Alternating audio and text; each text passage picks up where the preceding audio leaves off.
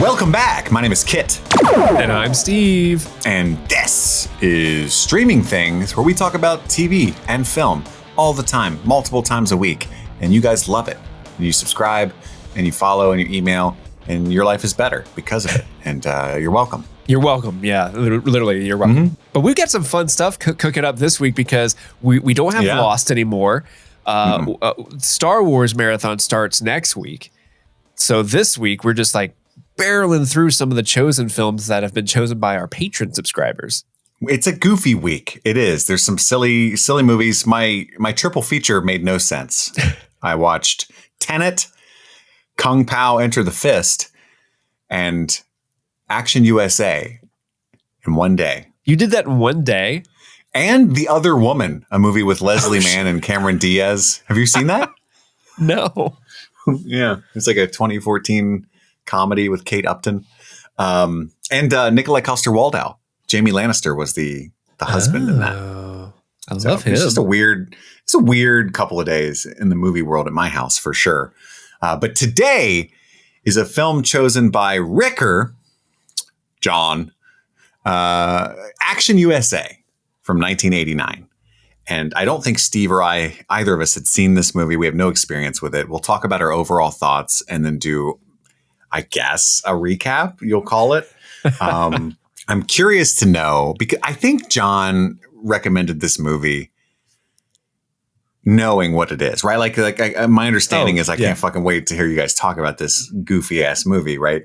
Yeah, so I've been trying to reach out to the patrons to ask them like, hey, why did you choose this movie, so we can like read it out loud on the show, and so we can get like a human perspective, like why is this so important to someone? And so before I even watched the movie or even looked up what it was, I asked Ricker, why did you choose this movie? Does it hold a special place in your heart? And he essentially was like, no, I just thought it'd be really funny to hear you guys talk about this awful movie. Cool. Fuck you too, buddy. Let's see. What did he say exactly? He said, it's not really important to me at all, LOL. I was just trying to think of a movie you guys probably had never seen that you would have a fun time watching and talking about. It's just good action schlock starring Mac's dad from Always Sunny. Although I think Kit might hate it since he'd probably be watching it by himself. It's definitely a movie that is fun to watch as a group and make fun of. That's the experience that I've had with a lot of movies. I think he's spot on there. There's a thing where, and I think I've talked about this before, but there's a thing people think is a thing so bad it's good. And since I watch 99% of my movies, I watch alone. I don't have that so bad it's good experience. It's just bad. It's just a waste of my time. However, I think I did enjoy this movie more than people thought I would. Oh. But I'm excited to hear what you think, Steve, watching Action USA. What was that like for you? Tell us about it. So I had never heard of this movie before Ricker suggested it. I sat down to try to think like what it was, kind of get myself mentally prepped for it. And I look at the poster for it. I'm like, oh, I immediately know what this movie is. I immediately know what this movie is going to be. And I kind of can't wait. And so the movie starts. This movie is just bad, right? It's maybe the worst 80-yard film I've ever seen in my life. Like the 80-yard. You haven't seen Madam Web. Oh, that's true. I have not yet. But no, like every single person that's talking on screen definitely re-recorded their lines in a sterile environment. So their voices do not sound like they're actually where they're supposed to be. The editing is really bad. There's a couple parts where I'm pretty sure weren't like a competent editor would have made these scenes a particular way, but the editor just was like, oh, I've got these shots. Let me just lay them out and how they shot them. Right. But it's not how the story was supposed to work. But it begins in a really weird way where who I assume was the protagonist of the movie just fucking flat out sucks and is awful. And I hate him. But then that guy died. I'm like, oh, okay. Well, I don't feel bad now. And then the quote unquote villains, they like build up this one guy like, oh my God, Frankie's calling Drago. Oh, fucking Drago's coming. And it's just like some dude's dad in a duster. Yeah, they build him up like he's like the ultimate tracker and he's just another douche. who's equally ineffectual. There's nothing better about Drago than the overweight mustachioed guy in the beginning. That's kind of the main villain the main henchman in the beginning 15 minutes of the movie. There's nothing different. But what I do like, honestly, honest to God, fucking love about this movie, other than the schlock, other than the stupidity, other than the fact that it's funny. Like this movie is so unintentionally funny. I absolutely adore the fact that the three henchmen that are running around, there's Drago, there's Hitch, and there's Lucky. I love that they are fucking broing out so hard the whole movie. Like Hitch and Drago's like, yeah, I did time here. And they're like, oh, well, I did time here. Like, oh, you're so cool. And they're like banging knucks, and Lucky's in the back like, boy, I wish I can grow up to be as cool as you guys. I wish I was in prison. Yeah. And the fact that they're like Lucky would do something incorrect and Drago like, God damn it, Lucky, you fucked up. And Hitch would be like, he's doing the best he can. Like, I just love how tight knit that little group of henchmen are. I kind of want the movie just to be about them. He's so trying, man. Yeah, leave him alone. He's just a kid. He's just a 45-year-old kid. Yeah, no, he's got like this receding hairline. It's so funny. But yeah, terrible movie. Really bad, but I actually enjoyed most of my time watching this movie. It was kind of funny to watch. Kit, what did you think about it? So you guys know my past. I grew up on action schlock. Like I used to watch stuff not this bad, but close to it. Unironically was my favorite shit in the world, you know? So with that in mind, I think I got more enjoyment out of it than you would think. I watched this on Tubi. I imagine you probably did as well. I watched it on Pluto TV. Ah, you're just built different. This was directed by Jon Stewart, not the Jon Stewart, John with an H. He just returned to The Daily Show. I'm kidding. Yeah.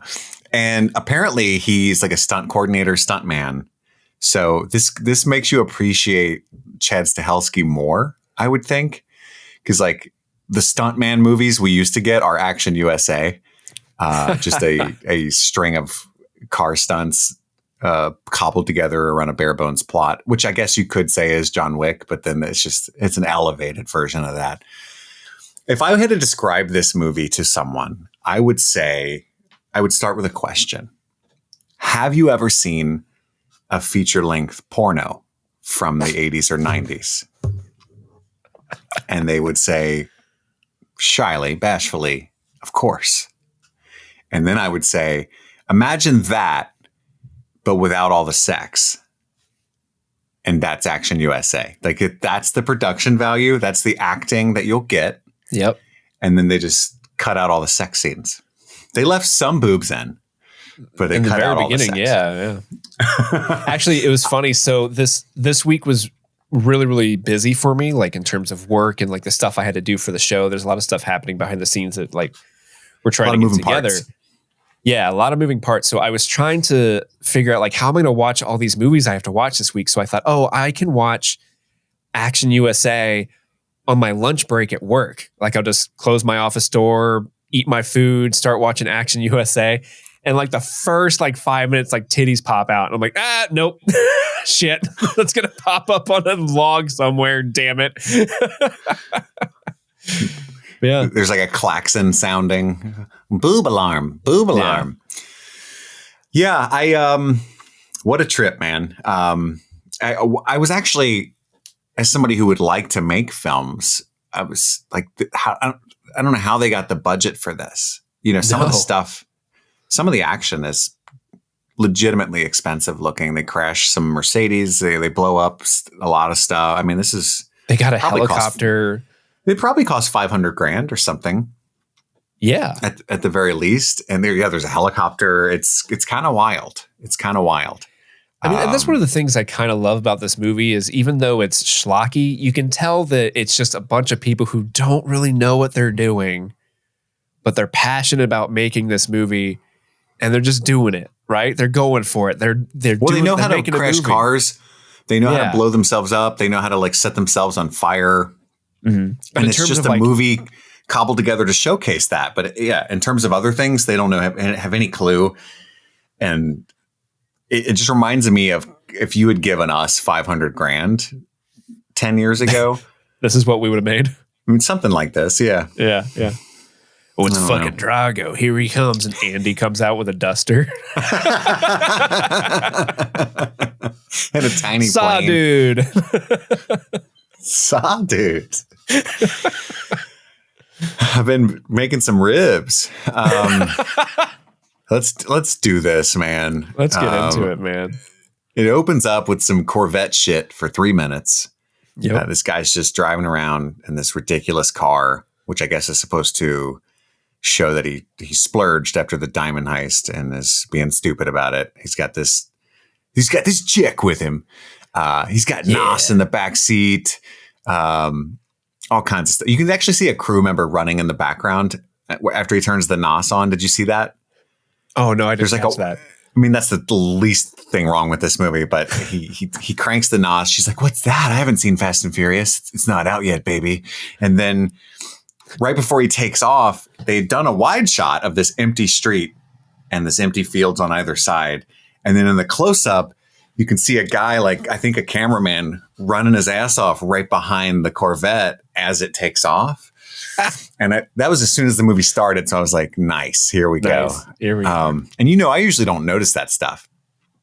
It was obvious to you. Yeah. There's a long driving sequence. And then he takes her to his little apartment. By the way, none of the doors in this movie have hinges. That's something that I learned in this universe, because the dudes bust through the door, but it just completely falls in. And that happens again later. Bust in while they're having sex. Yep. And they're just so rude immediately. They're just like, "Shut up, bitch." And it's just so like, what is going on? Just straight up punch her, and she immediately has like blood like already on her face after he punches her. Yes. They kidnap the guy and they want some info from him. They end up driving him to a helicopter, putting him in that, and then like dangling him out while they fly around trying to get info from him. We don't know what they're looking for yet, but it turns out to be the diamonds. He tells them it's in gem locker 12, and then they accidentally drop him in a river. Damn it, man. Land the helicopter. I love this whole helicopter bit because it goes on a long time. So long. It's so excessive. Like it's just him like, "I'm out here," and then it would cut to like some just traffic. "I'm still out here," and then cut back to her driving. "I'm out here." And she's like, "Oh my God, he's on the helicopter." It goes on forever. And the fact that he somehow manages to get out of the helicopter situation only to be killed like immediately after is hilarious to me. Oh, it's so poorly written. But again, they just wanted to use their helicopter. They wanted to jump the bus. They wanted to do the car wreck. They wanted to show their buddy's cool Corvette. Yep. And they wrote the movie around that stuff. And you can tell, which is the same way John Wick operates. Like they want to show their hand-to-hand combat skills. They want to, utilize all the stuff that Chet Stahelski knows how to do. But it's in a way that's so glorious to watch. And it's a deep homage to all that. And I don't want to keep comparing this to John Wick because that's not even remotely fair. But I'm just saying like the philosophy is the same. And I think that's interesting. But yeah, so luckily, I forget her name. It's been a little while. Carmen is chasing to like help him. So she's there when he falls out of the helicopter. He gets in the car.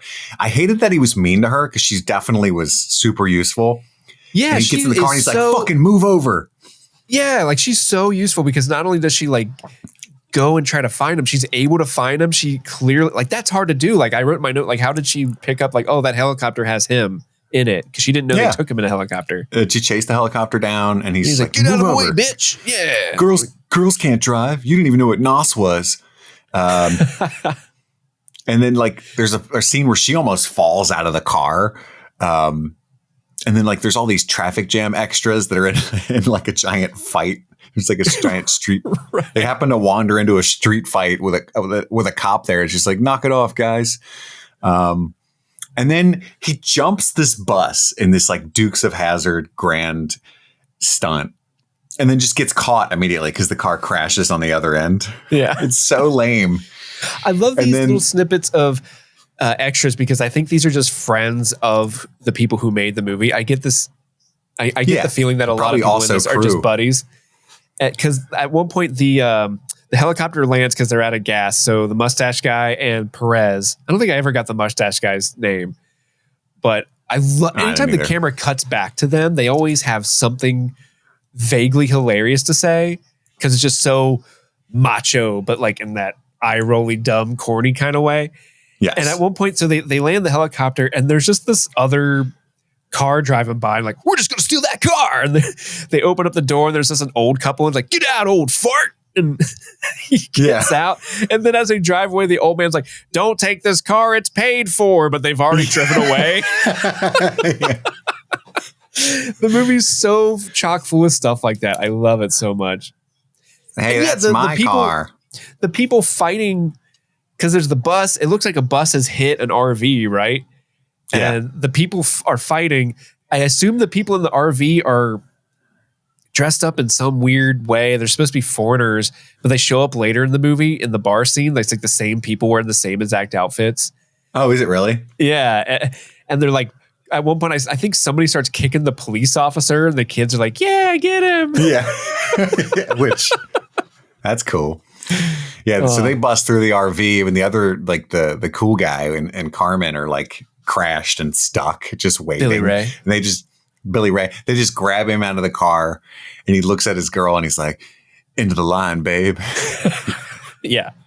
And then he gets shot in the chest, and as he's dying, he goes, motherfucker. Yeah, this is where I wrote my notes. Billy sucks. Ha ha ha ha. Because, yeah, he says, end of the line, babe. And she says something like, well, can't we just get you the money and like, that'll be okay? And then Billy Ray looks to her and goes like, too late for that. We're just going to have to die. I left a jockstrap as a joke in the locker.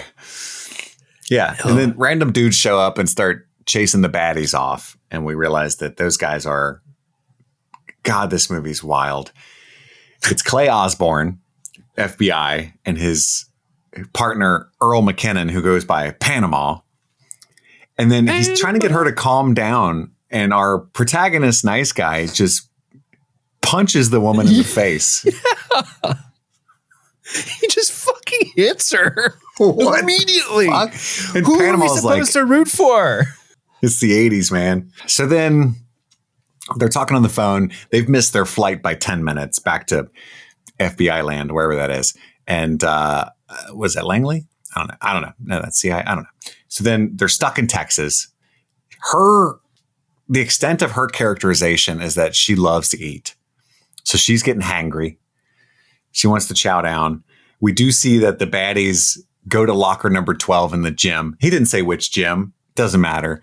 And it's a jock strap that just says, eat me, Frankie. So It was a trick. So then they go, the girl, even though she shouldn't know anything about where anything is. Oh, by the way, we skipped over it, but there's this inane bunch of dialogue that comes into play later where Billy Ray's like, I don't know. Yeah, the chicken coop's nest is in the hammock. And she's like, what? And he just keeps going on and on. And turns out that's the clue to where the diamonds are.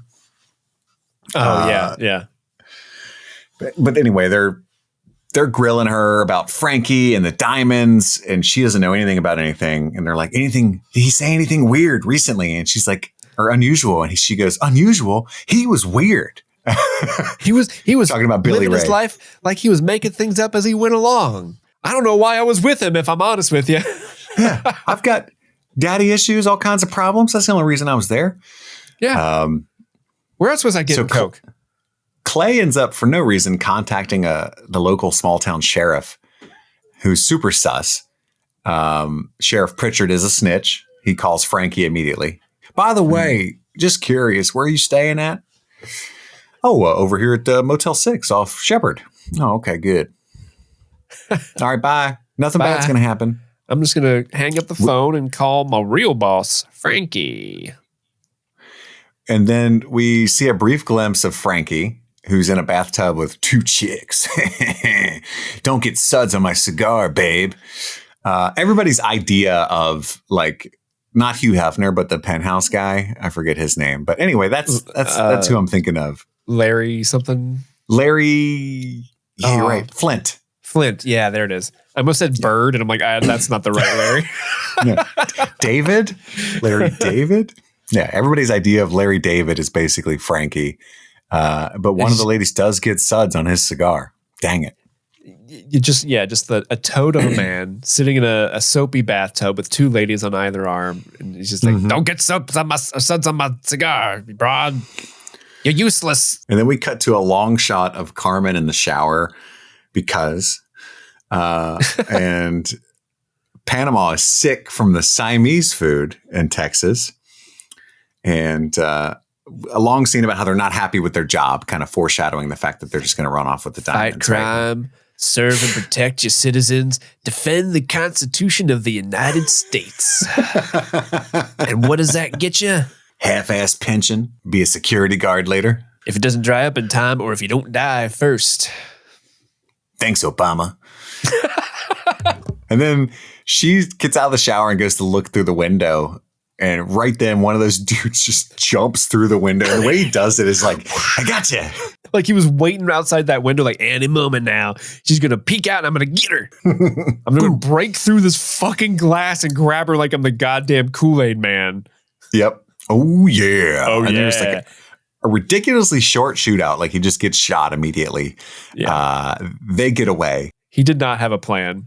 No, not even a little. And his buddy's even like, if you weren't dead, I would kill you. I forget what his name is, but he's mad at his partner. And then there's another car chase where they like Dukes of Hazzard jump the cars and shit. And the dude just straight fucking explodes and then wanders around on fire shooting his gun. Which, again, is just like they wanted to do a set me on fire stunt because they're stunt guys, you know? Yeah. Let's do a fire thing, dude. Can we get a fire thing in here? Absolutely. This is one of my favorite things about movies of this time. It's that when cars were constructed of pure gasoline. So just if they just roll over on their side, they'll just explode in the biggest explosion possible. Every time. Like the way that they filmed this guy's death where he just doesn't make the ravine, but he kind of just softly lands on the side and then it just blows up. Hilarious. Again, I watched Lethal Weapon, 48 Hours, Beverly Hills Cop, all the Jean-Claude Van Damme shit, all the Sly Stallone shit, even all the Chuck Norris stuff over and over and over and over, you know?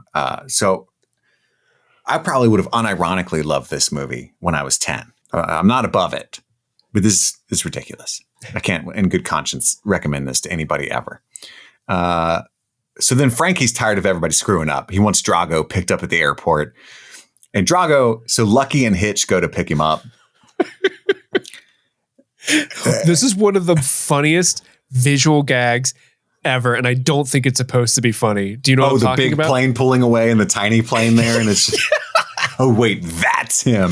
And it's this fucking old loser who looks ridiculous getting out of this tiny, ridiculous plane. It's like a duster and a cowboy hat. Yeah, it's like an airplane joke or something that would be in Kung Pao or something. Yeah.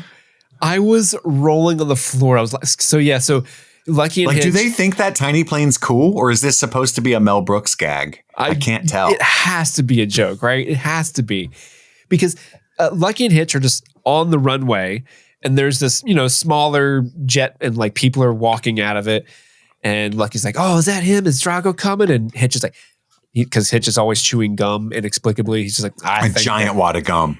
Oh, I don't know why he called Drago. I would do it myself. Maybe I'll kill Drago myself. Is that? And then they're like, oh, is that him? Nah, that ain't him. And then the big plane just pulls forward, revealing this itty bitty little Matchbox car size plane. And like your best friend's lame dad when you were 10, struggling to get out of it, dressed up as a cowboy. And then he does this thing where I think they're supposed to. They think it's cool that he can pick up his plane because it's so small. He can like lift it up and push it because he lifts it up. He just moves it a couple feet, but just moves it like a foot over. I didn't get that at all. He's like points it in a different direction. You heard of Rome? They're like, why are you dressed like that? And he's like, cause when I'm in Texas, I dress like a Texan. Is that how Texans dress? I don't think so. He just believes in stereotypes. So wherever he's at, he's in the kind of offensive stereotype dress of that place. He wants to drive Hitch's car. Scoot over, bitch. And he's like, this thing is really hot. So am I. And then they start making out. They wanted to. They start swapping Hitch's gum. And then our protagonists, the FBI agents and the abusive FBI agents and Carmen pull up right as they drive away. The bad guys are like, let's go get him. They pull forward right as the good guys pull up, like, let's go find a plane out of Texas. And throughout this entire movie, there is no good reason why the bad guys know where the good guys are at any point. They're just always there. They're just always right behind them or right in front of them in this case. But they pull up. The flight's gone again. They can't catch a flight on time for shit. This is before apps and stuff. This is so funny because they're trying to get the ticket and the woman's like, oh, I'm sorry. That flight's all booked up. And he's like, oh, come on. We're FBI. We really need to get out of town. She goes, oh, well, that plane already left. Like her reasoning just keeps changing. Yeah, she's working for Frankie. Is she? Did they reveal that? Oh, no. That would be better because he's like, when's the next flight out of Texas? Oh, do your job. That's not until fucking Monday. I like the idea that Texas is just this like black hole that the FBI city slickers can't escape, which is like realistic, and nobody in this state gives a fuck that they're FBI agents either, which is also probably realistic. Oh, okay. Are you Walker, Texas Ranger? Because if not, I don't care. That's the only authority I subscribe to. That's it. Are you Jesse James? If not, no. All right. Hey, let me ask you a serious question, Mr. Federal Bureau of Investigations. Do you even remember the Alamo? the fucking honky tonk lady kills me later. She's like, look, man, it's ladies' night, not FBI night. $3, But also the fact that they don't want to pay the $3 so badly is so funny to me. They're like, no, we don't make that much. She has a great line because they're like, she's like, it's $3 cover charge. I'm in the FBI. Well, I guess it's $1 a letter then. God damn, this woman's killer.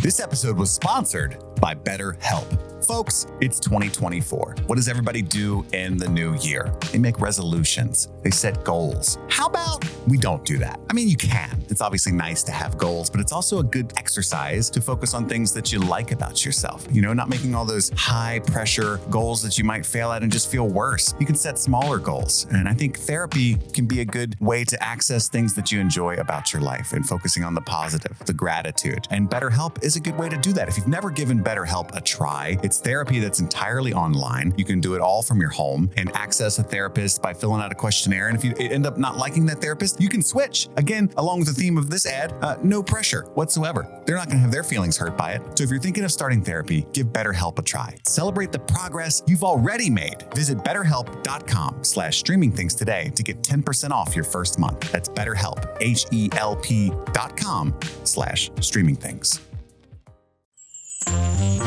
It's the month of February, so you know what time it is. It's time to thank our patrons. Every single one of you that helps keep the lights on at Streaming Things, thank you so much. But we want to give a special shout out to our super patrons, and here they are. Thank you to Stanton Valentino, Maddlestat, Bryce Coppin, Susie Callahan, Anthony Corona, Sunshine, Huckleberry Cauliflower, Ashley Hazen, Mike from New Hampshire, Brett X, Emily Scarano, Will Tickler, Svento 7, Jay Scramo, Bloffpum, AK Ashley Ray, Wendy O'Laughlin, Jason Hawkins, Big Butthorn, Conrad, Kaylee Sampson, Rabid Dog in a Barbie Car, Charlie Friday, Alexis Adler, Peaches, Emmy, Haley B, Joe Velez, Michelle, John Collins, Amber McVeigh, Amanda King, Trisha Bueller, Sun, Loving, Mortal, Suzanne Rode, Lauren Waller, Jen Robinson, Kalisha Reeves, Aaron Armstrong, Kevin Strother, Ashley Powers, Stephen V,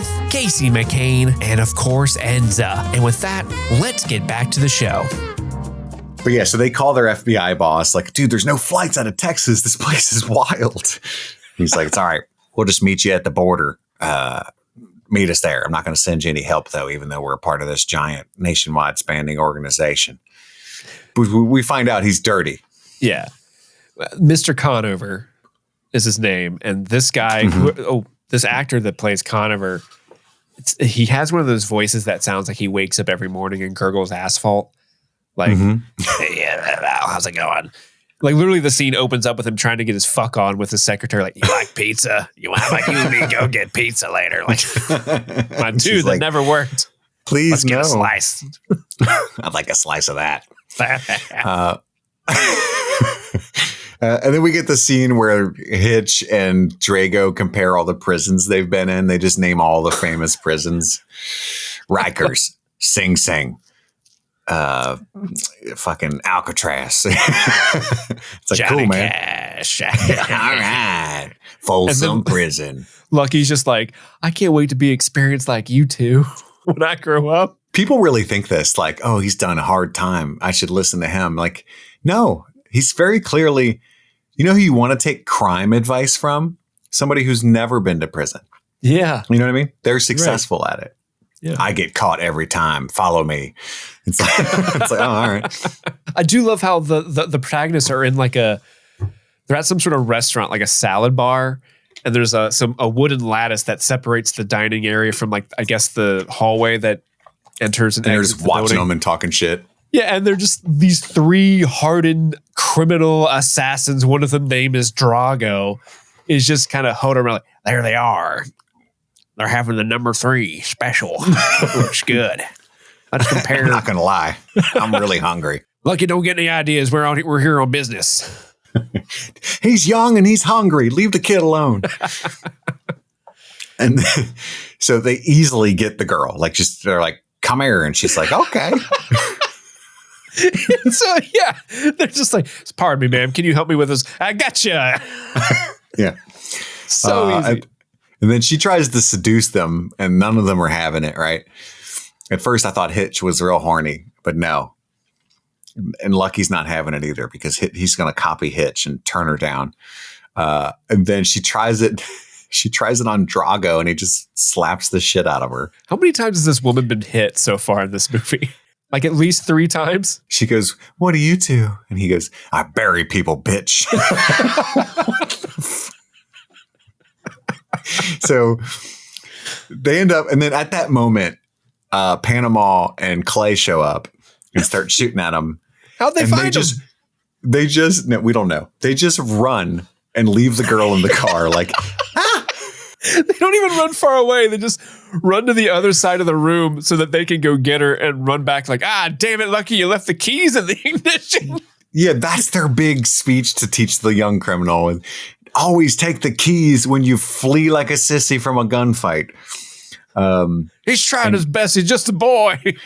And we always hide behind these little poles like we're in a cartoon. That's what we do. Follow me. It's ridiculous. But they get the girl back immediately. And then they're driving down the road. And Texas it's bigger than most countries. Yeah. By a huge margin, right? And yet they just happen to be driving down this road when she remembers that Circle D Ranch, which is right next to them, was one of the things recently mentioned by Billy Ray. And she remembers all the weird shit he was saying about the snow and the ice. And then that's how they find the diamonds, just easily and immediately just find these diamonds. They didn't even know diamonds existed. And it's like he starts willy-nilly dumping them in her hand. Like, woo! Woo! Don't forget there's no official record of these, foreshadowing. And then we get the most bizarre dialogue I maybe have ever heard. It just cuts to Hitch, Lucky, and Drago. And I think the scene starts this way. I can't remember, but it's just them driving. You know what I hate? God. You know what I hate? What? The smell of dry piss, alcohol, and death. And then he's like, yeah, me too. I love my mommy. And I'm like, what? Good thing we still got our moms with us. What would we be without our moms? I'm an orphan. What the fuck is going on? They're just fucking vibing. Like Drago at one point's like, I swear to God, my mama's gonna live her life out in style. And Hitch like, fuck yeah, man. And they like literally fist pound each other because they're just like mama's boys. I wrote in my notes, they are vibing. What does dry piss, alcohol, and death mean? I don't know. I don't know what are they talking about? I have no idea. Let's make out. It's like Chat GPT just run amok in this car right now. Really, and then they see them and go, let's kick some educated ass. Hell yeah. What they went to school and I hate them. And then they start comparing guns. So like Hitch, like, pull up to the side and I'll shoot him. And Drago's like, that ain't a gun. That's a pimple. And brings out like a pistol with a longer barrel, I guess. Yeah, it's like the Dirty Harry Magnum gun. Oh. That's not a knife. This is a knife. Every time they cut back and forth between, you know, our protagonists driving their car, the wide shot, and then back to Drago, Lucky, and Hitch, it's completely different times of day. Like Drago, Lucky, and Hitch are clearly shot at sunset in the evening, but then every other part of the scene is played out in midday, broad day. And they're always, in each one of these car fights, they're always shooting at each other until they're right next to each other and couldn't miss. And then they're just looking at each other. Yeah. Again, they might know how to do stunts, but they don't know how to shoot action at all. But immediately, Clay shoots the tire on the. It's so funny because Drago is like a dumb piece of shit, and he's like this secret weapon that Frankie brought in. Because immediately he's like, "Let's kick some educated ass. I love my mommy," and then just immediately the front tire gets shot, and there he's like, "Fuck, go change the tire, hurry!" So they get away, but decide to stop at a hoedown because their car's overheating. I think the hood got shot, so the engine's been injured. And this is where we get the whole engine's been injured. Somebody call the doctor. This engine's been injured. Yeah, I'm the guy that wrote Drago's dialogue. The engine's been injured. And this is where we get the whole bit with the lady that takes her job very seriously. It's $1 a letter, I reckon. It's ladies' night, not FBI night. And so then Drago and the boys show up to the hoedown immediately. And he's like, you guys stick out like a couple of hard-ons. You better put some cowboy hats on. Oh, okay. You got to look like the enemy. Stick with me and you'll live forever, kid. This whole entire scene, the entire hoedown set piece is where I really was like, okay, the editing is real bad in this movie. I already knew that before, but it sticks out purposely to me this time. When the action scene starts, there's just have Carmen ignoring it and singing karaoke. Yeah. Yeah. I think in the script, what's supposed to happen is the fight starts, everyone's getting beat up, and Carmen goes up on stage and sings to distract everybody. And then the fight stops because she's singing. Now everyone's like, oh, awesome girl singing. This is great. Yay. So she's supposed to take the action to stop the fight. But the way they edit it makes it seem like she's like, they'll be all right. I just want to go party. I'm just really wanting to have a good time because she's out there just dancing and shit at first. And then she's singing karaoke after they grab Clay like while she's singing. And she's just like, I don't give a fuck.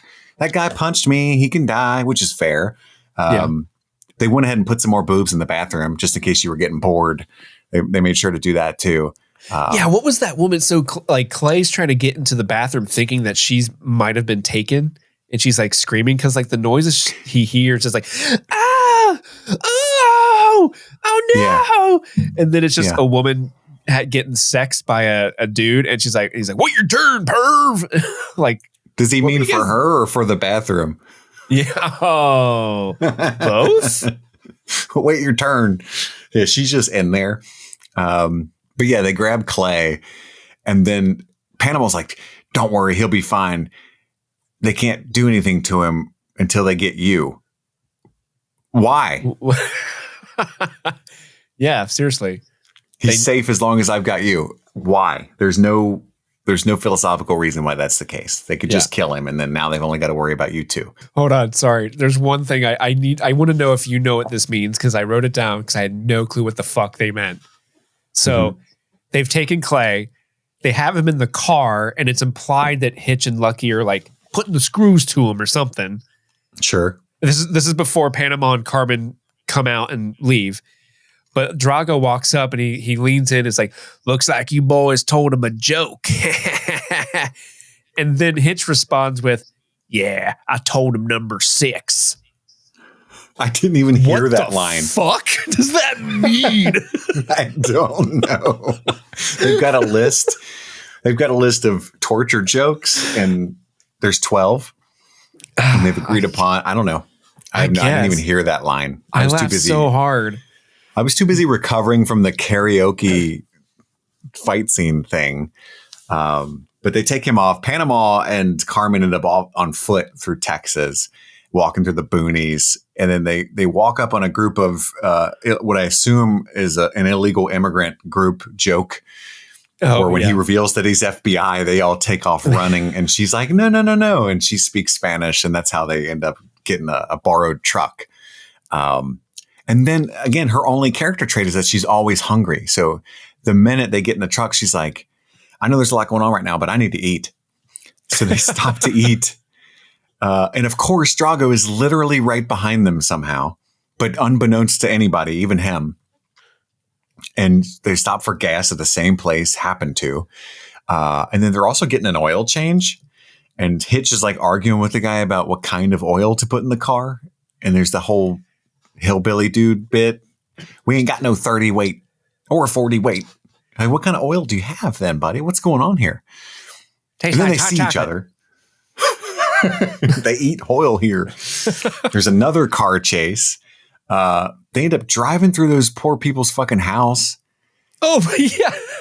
Except I don't even know who the fuck is that guy that drives through the house? They almost hit another car, and Tony Hawk, it looks like Tony Hawk driving the other car. Tony Hawk swerves out of the way and drives through someone's house. They cut to the owner of the house going like, you drove through the bedroom. Tony Hawk says, sorry, buddy, and drives off. And then the house fucking explodes. Because they hit that dude's meth lab in there, I'm thinking. It's right past the bedroom. That's why he was like, not the bedroom. No. Yeah, the whole fucking house explodes. I don't know, man. There's a whole lot of shit that goes on in this scene. Okay. At one point, my favorite line of all time is right. Is this what you're about to say? Maybe. How do you want to be buried? Ass up or head down?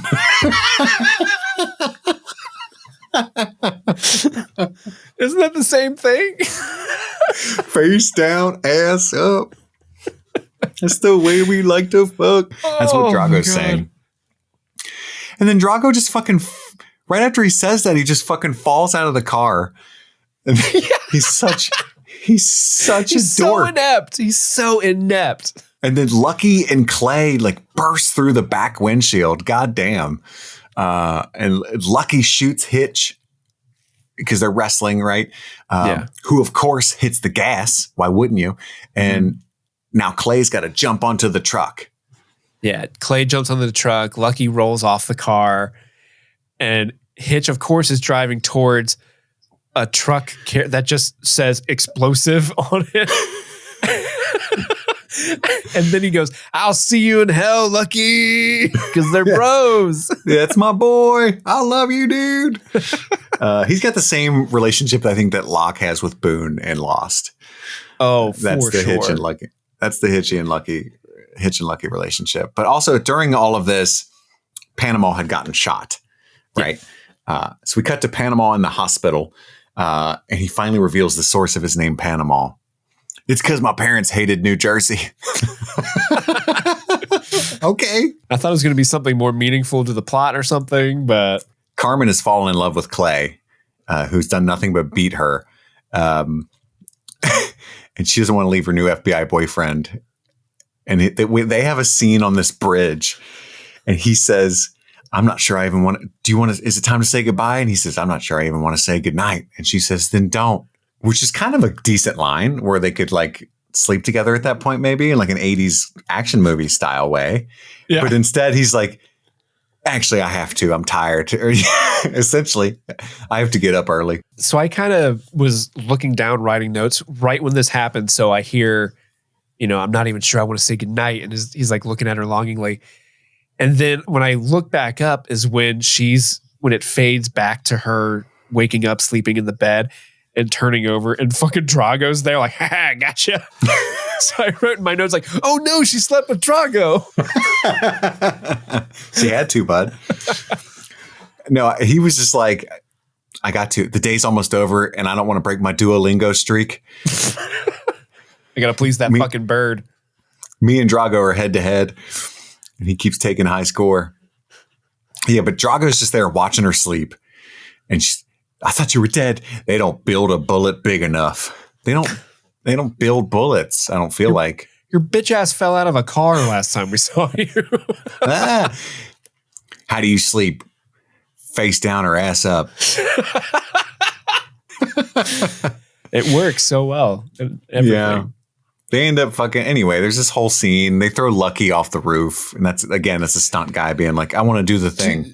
Dude, the editing is so hilarious. Like before they even get to that building, they're having a shootout. They used to do that though. When people fell off, they would fall, cut to them higher up falling, and from a different angle, cut to them higher up falling. Like they used to do that. No, but I mean, like even before they even get to that building, they're doing that shootout in the street. They do that same editing principle, but with them on the street. So they would make their way halfway down to the street, cut to Clay shooting at them, cut back to the boys who are somehow back to the front of the street, walking backwards again. It takes them a solid minute to get down this one block of road. It's like that scene in Kung Pao when he's running. I'm coming, and he just keeps starting back where he started. I do love if you watch that scene, it's hilarious because there's a shootout. Drago is just he's just a giant target because he's wearing a white hat with a white duster that's all the way to his feet. He's a giant target, but he's never taken cover. He's just always in the middle of the street. But if you watch Lucky in that entire scene, I love that guy's energy because he's just like rolling around and doing 6 spins, and he's just in it. He's doing his best. It's hilarious. And then he's just a kid.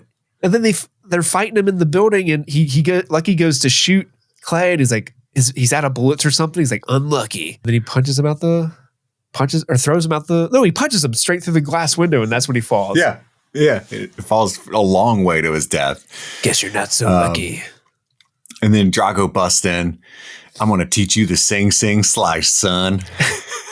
And then when he hits him, and he goes, look at that vertical blow. What? Drago's doing his own color commentary as if he was a pro wrestler. Like he's JR. Have you ever seen? It's a clip from it's like Booker T, and he has like the microphone, and he's in the ring. He's like, Booker T's lining up this guy. Booker T's gonna kick him, and then he would kick the guy. Oh, he just kicked that guy so good. No, but that's what he's doing. When she hits him with the board with nails in him, he goes, "Oh, there's nails in there." Yeah. Like we didn't already see that. But that hurts him so bad he runs off. And then she's shitty with Clay because they didn't fuck. No. Well, yes, she is that. But Drago goes running off. They just had this big fight. Smash cut to her going, are you hungry? Every time. That's her only character trait, dude. Oh, I died. Then we get to the fucking end of the movie. Gleefully, finally, in the FBI, Conover's there waiting on the bridge like he said he would be, which I suppose is supposed to be the border, but it's very clearly just like a bridge in Texas that they got, or probably Southern California that they were able to use. It looks nothing like a border. But some guys are just playing on dirt bikes nearby, thankfully. So he leaves her there and grabs one, rides up on a dirt bike. We find out Conover's dirty. And give me the diamonds. It's all over for you. Meanwhile, she's whipping up a Molotov cocktail. Yeah. She's pouring some gas in a jar. She knows what to do. They've got Panama trapped in a TNT laced car. Like it's a fucking Looney Tune. Yeah. Carmen rolls up, throws the Molotov cocktail, blows up the cars. A bunch of people fly flaming off the bridge. Again, stunt guys were like, Carl got to get set on fire. I want to do it. I want to do it too. Clay immediately loses another fight as usual. Yeah. The FBI ends up pulling a fucking Uzi on Drago as he runs off with the diamonds. Do you understand why they turn on each other? Because Drago just shoots a random FBI guy and goes, fucking yuppie, and shoots him. gets on the dirt bike and tries to get away before Conover just oozes him down. I don't think it matters, but I think my understanding is that Drago is diehard for Frankie, whereas Conover's just going to keep the diamonds. Okay. You know? And Drago is supposed to have the diamonds. Yeah, and I think they double-crossed each other in that moment. It just wasn't like super clear. Right. But then all the FBI gets shot as well and accidentally blows up Panama because he was like, it was the kind of detonator where if you release it is when it blows up, and he had already pressed it. But Panama got out and crawled to a tree, and like he even describes it that he had to just like slowly roll over to it while they were doing all that stuff. I want that cut of the movie. Please. Yeah. And then he had stolen some of the diamonds. Guess that bag had a hole in it. And they get to be 3 rich, happy friends now. Carmen and Earl and Clay. But he still beats her. Oh, yeah, which is unfortunate. Sure. I love the wide shot of them walking down the bridge because it's Clay and Panama talking and the to ADR, each other like they just used my USB mic. Yeah, it sounds really bad. And even in that wide shot, you just see a boat of fishermen that definitely have nothing to do with the movie, like just slowly float across frame. Yeah. But then, doesn't it just make you want to go make a movie though? Because we can. It really does. It has that energy of like, wow, they did it. Like, I don't think it's a good movie, but boy, they did it. And that's way better than most people can claim. And they had fun doing it, it looks like. I feel like they had a good time. I mean, the guys who play Hitch and Drago are probably married now. They clearly enjoy each other. But then we get a blooper reel of sorts. They keep like one. It's just one scene. Oh, there are several bloopers. They would play a blooper, go to credits, go back to a blooper, go back to credits. Oh, I only saw the one with I think the first one was just Drago and the FBI guy on the bridge, right? Yeah. All of the bloopers are just, they're not funny. They're just the actors being bitchy to each other. Like, fucking Dale ruined the shot. And they would cut. Yeah. Like, I can't fucking do this line. And like, they're just being bitches about it. I think I look cool in this duster. But I got a question for you, Chris, before we move on from this movie. Okay. How do you want to get buried? Head down or ass up? I want to be face down and ass up if I could, please. Like I am in Flea Bottom.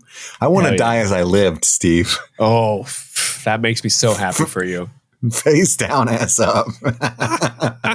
I actually did. I think I rated Action USA, Kung Pao, and Tenet all the same, which is people are gonna love that. Wow, but really? What did you rate them?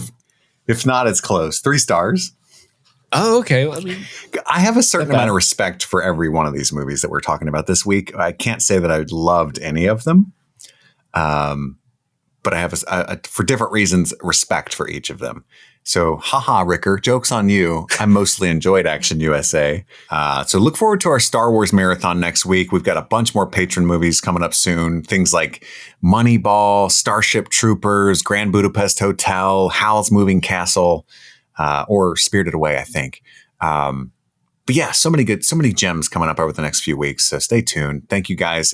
By the way, we should have said this on the Tenet episode probably, but we're experimenting with a different recording method this week. So the timbre might be a little different, might not. Steve's a wizard. You're a wizard, Steve. Ooh, it'll definitely sound different. Yeah. So just want to call that out. But thank you guys. Thank you, Ricker, for choosing that, for supporting the show. We hope we did it justice. We love you so much. That's all the time we've got for right now. We've got to go return some videotapes before they probably explode. My name is Kit. And I'm Steve. And this, Streaming Things. Happy streaming.